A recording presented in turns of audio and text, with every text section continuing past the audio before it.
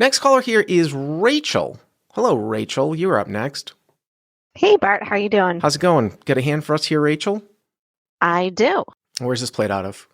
This is from the California Grand, which is in Walnut Creek, Bay Area. Okay, so another one from sort of the Bay Area. So California Grand. I've never played there. Do they use the three, sort of the little button small blind thing going on there too?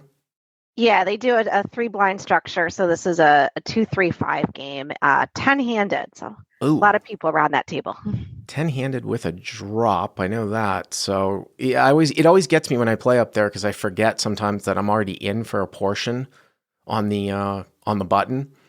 Yeah. And it's an interesting one because you could make a case, although we do have a caller at 4:45 p.m., Mr. Keys, that will probably disagree with me, that if it got limped around to you, 2-3-5, and say a couple people limp in and you're already in for two, I don't really know what I'm folding on the button when I'm already in for two when you start to think about completing out of the small blind. I mean, maybe obviously like some of your worst hands, but if you had like a hand like 9-4 suited, I would think that I might come in for the extra $3. But when I play up there, I forget that I'm already in for two. So Yeah, it definitely at a limpy table, it incentivizes playing more hands. This particular 2-3-5 game, I don't think there was ever a case when it limped to me on the button, so wasn't an issue. okay, how deep are you? I'm 700 effective All with the right, villain in this so hand. 700 effective. Okay. All right, start us off here. All right, so I am on the button and I look down at Queen of Spades, 10 of Spades. Okay. There's a limp in middle position, a limp in the hijack. So I guess my statement that it never limped was incorrect. This hand actually did. Mhm. And I raised to $25. All right, so you raised 25. I assume the opening is probably like 15 to 20, maybe 20, something like that. Yeah, there was a good amount of variance. A couple kind of aggressive players who were opening a bit bigger, but most people were opening probably 20, 15, 20. Okay, so you raised to 25 on the button. Okay. Yep. Yep. And both the limpers called. All right, so Limper's call, and we're off to probably $70 after the drop, three ways. Okay. So the flop is 4 of spades, 6 of clubs, 10 of hearts. 10 of hearts, 6 of clubs, 4 of spades. So you flop top pair. Exactly. Okay. Checks to me. I bet 30. So hero bets 30 into 70. So I would kind of treat that as kind of a smallish type of bet. Okay. The middle position player folds and the hijack player calls. All right. So hijack calls closing the action. So obviously he can be a little bit wider. He's not overcalling and he's not next to act. So we have to keep that in mind. And now the pot is $130. Okay.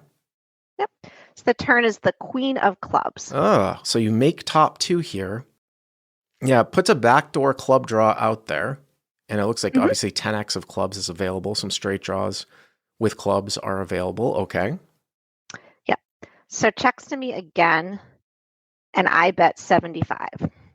So hero bets 75 here, which is kind of an in-between type of sizing. I can already see people saying in the live chat that she definitely could have gone larger on the flop, even though it is multi-way.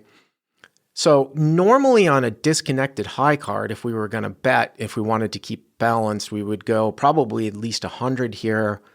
I don't, and the thing is that a queen is a little bit of a less respected card, I think, than a king or an ace here. So it's not like a 10 is just necessarily going to fold out now. But when you start to think about how you might structure a multiple street sort of backdoor continuation bet into two people, if you were to bet like king jack with a backdoor, even, ace queen with a backdoor, ace king with a backdoor, ace jack with a backdoor, you're going to be doing a lot of barreling here on these turn cards. So it's obviously definitely a bet. It's just a question of the type of sizing. So you go 75. Yeah, and probably relevant on the sizing too. I'm fairly new to 2-5 or 2-3-5 in this case, having been inspired by your prior pods to move up. So I a little bit of, I tend to probably bet a little bit smaller than I should be at these games because I'm just getting used to the numbers. Well, speaking of moving up, and we'll put a link to the episode that I always give out to a lot of new people that come on our Discord about sort of, can you beat the small stakes? Can you beat this game? And then I did a play on that with the Mason Malmuth video. This is actually tailor-made to your situation, which is a heavily dropped game in California, where it just, the commission just eats you alive at anything lower than this in California in a non-Indian casino, because they're basically dropping the entire amount, not 100%. They will sometimes take extra, but the drop is the same at like a 1-3 game than it is at a 2-5 game. So you kind of need to rush up to the $5 blind level so that doesn't eat you alive. Now, there's questions about whether you can beat a 1-3 flat drop game. And, I say it somewhat like to sort of prove a point when I say, oh, you can't beat this game. Of course, sure, you can beat like a $3 big blind game, probably with a $300 max buy-in in a drop game. It's just, you're not going to win that much. And it's really hard to build a bankroll because when you take a look at the math and how much money is taken off the table, the other thing too is you sort of develop, I think, some bad habits. It's really boring to play. So I always say, hey, even if you move up to the $5 blind level and buy in for 300, maybe that's a minimum buy-in, I would do that and get a sense of your player pool, and just, you kind of figure out that these guys really aren't that much better than the people that you were playing at below. And to be honest with you, if you're in a splashy game, you can print if you play a short stack properly. So I'm glad that you've moved up to this level. So again, 10-6-4 hero with queen 10, c-bets flop, hijack calls, turns a queen of clubs, putting a backdoor club draw out there, check hero bet 75, okay. And the hijack calls. Okay, so hijack call. So what kind of hands do you think the hijack has here?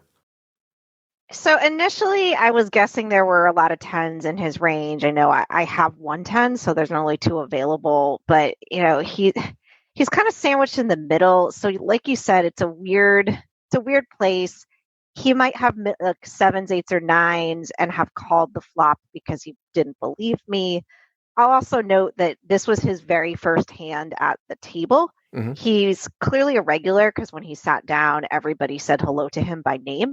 But I had no information as to his style of play or tendencies. But there are a lot of shit regs out there, Rachel. Yes. You know that. Just because everybody knows their name doesn't necessarily mean he's good. But okay, so the pot's 280 now. Okay. Yeah. Mm-hmm. So the river is the ace of clubs. Ooh, that's an interesting one. Before you even tell me what you do here, it's one of these things.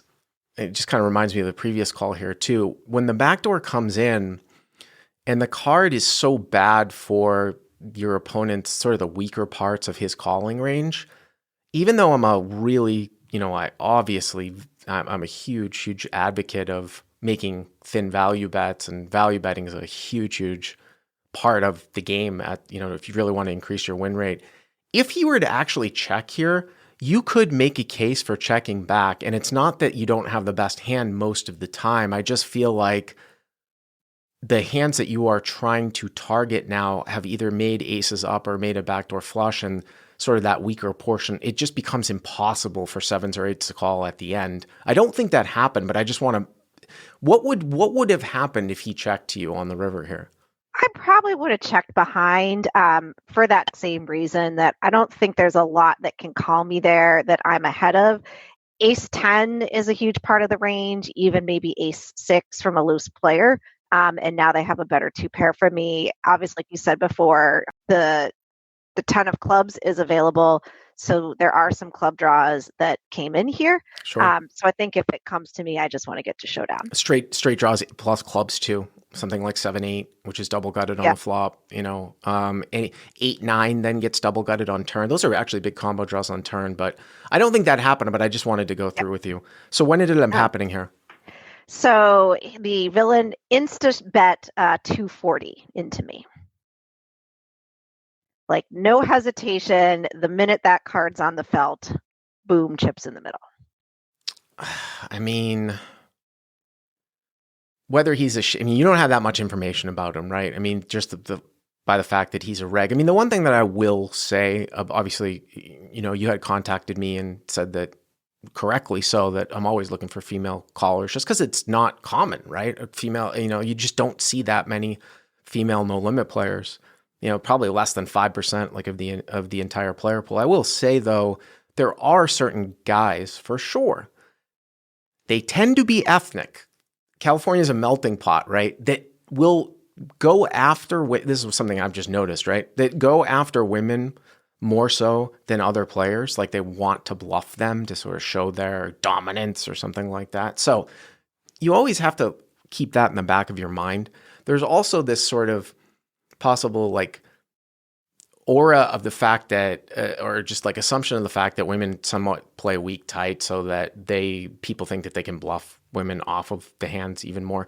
However, though, even with that being said, again, in order for your hand to be good here, to look at this hand in a logical sort of form, situation, he would have to have like a busted out straight draw that continued to call turn that didn't contain clubs in it. And I'll go back to the previous caller here on the live stream. You just don't see a ton of hands being taken and turned into bluffs, like pairs that are turned into bluffs, for me to really not overfold in these types of situations. Yeah, and I'm definitely sensitive to what you say, that I think that I get bluffed into a lot more frequently. And another hand, maybe I'll submit later from Encore last week, where that definitely happened. But as I was sitting here, and I was thinking too about the rule that you talk about, or the exploit you talk about when the nuts changes and people don't seem to think about it and what that means. But the challenge here, particularly since he's in the sandwich pre-flop, is that he has to have something, right? Like he doesn't have ace king, which I guess would have got there on the river. It's just I had trouble putting him on a hand that was a bluff at this point, but that somehow called the flop and didn't have some piece of this. It would have to be 8. It would literally have to be 8, 9, 5, 3, 7, 8 that didn't pick up clubs. Now, with that being said, it's not like you did bet kind of small on the turn.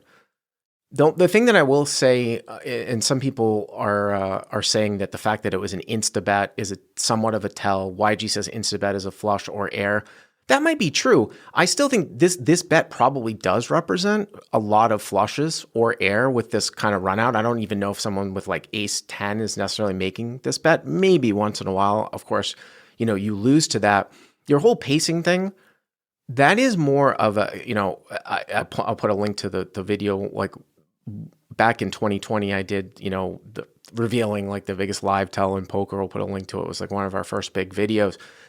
That's a thing where when somebody usually has the betting lead, as opposed to in this particular case, when someone has the betting lead and then they bet with the same type of pacing without thought, when something changes, which should give them thought in every single situation, whether they have the nuts or they bluff, because it's a nut changing card, you can sometimes suss out a bluff when they use the same pacing, like in flow, where it just doesn't make any sense. I don't know if I would apply that to this in this particular case, because he didn't have the lead.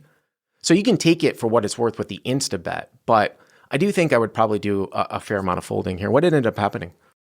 So I did end up folding. The rest of the table was like, oh my goodness, why'd you do that? He was totally bluffing you. Uh-huh. He didn't reveal in real time, but I asked him about the hand when I was leaving later on. And he said he had 10-4 of clubs. So 10x of clubs. That's what he said. Yeah. I mean, that makes sense. 10. Yeah. Shit reg. Oh, 10-4 of clubs, you mean top and bottom? Yeah. No, he had the flush.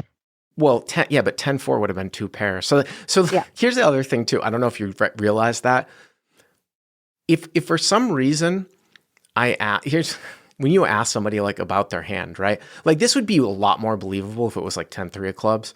When I ask somebody about their hand, or I overhear like a conversation when someone asks somebody about their hand and they said in this particular case, it was 10-4 of clubs, I would immediately not believe them. The reason why is because 10-4 is two pair, and I don't think he would have played 10-4 this way. Now, maybe he did have 10x of clubs. Some guys just can't tell the truth, but there's a little subtle thing with that though too.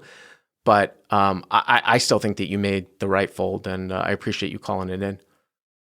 Awesome. Thank you. Appreciate your advice. Thanks, Rachel. Thank you very much.